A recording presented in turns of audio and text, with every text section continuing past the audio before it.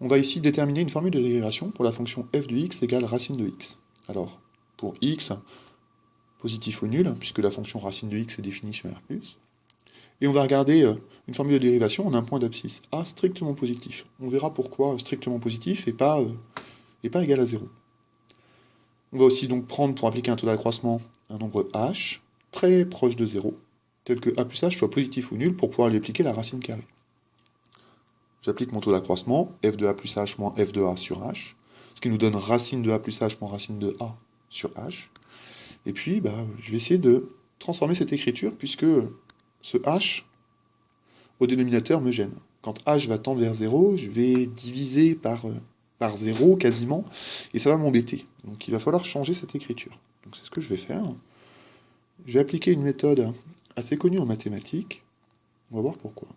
Je prends mon dénominateur, mon numérateur, racine de a plus h moins racine de a. Je laisse mon dénominateur et je vais multiplier en haut et en bas par un même nombre. Eh bien, je vais multiplier par le conjugué.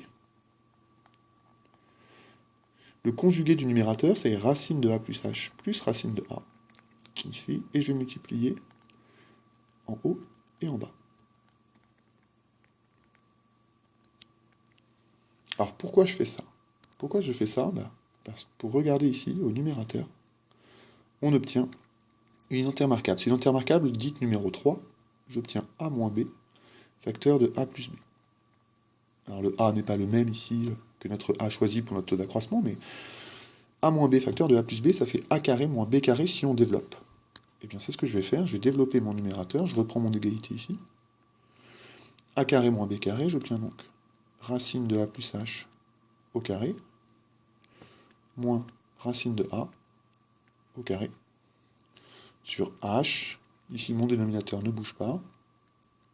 Facteur de racine de a plus h plus racine de a. Maintenant, a plus h, c'est un nombre positif. A, c'est un nombre positif. Donc, a plus h au carré, ça fait racine de a plus h au carré, ça fait a plus h, moins racine de a au carré, on obtient a, sur h facteur de racine de a plus h plus racine de a. On va simplifier au numérateur, a moins a. Il nous reste donc h sur h facteur de racine de a plus h plus racine de a. On peut encore simplifier. On voit ici qu'on peut simplifier par h. Donc je reprends mon égalité ici, on obtient donc 1 sur racine de a plus h plus racine de a.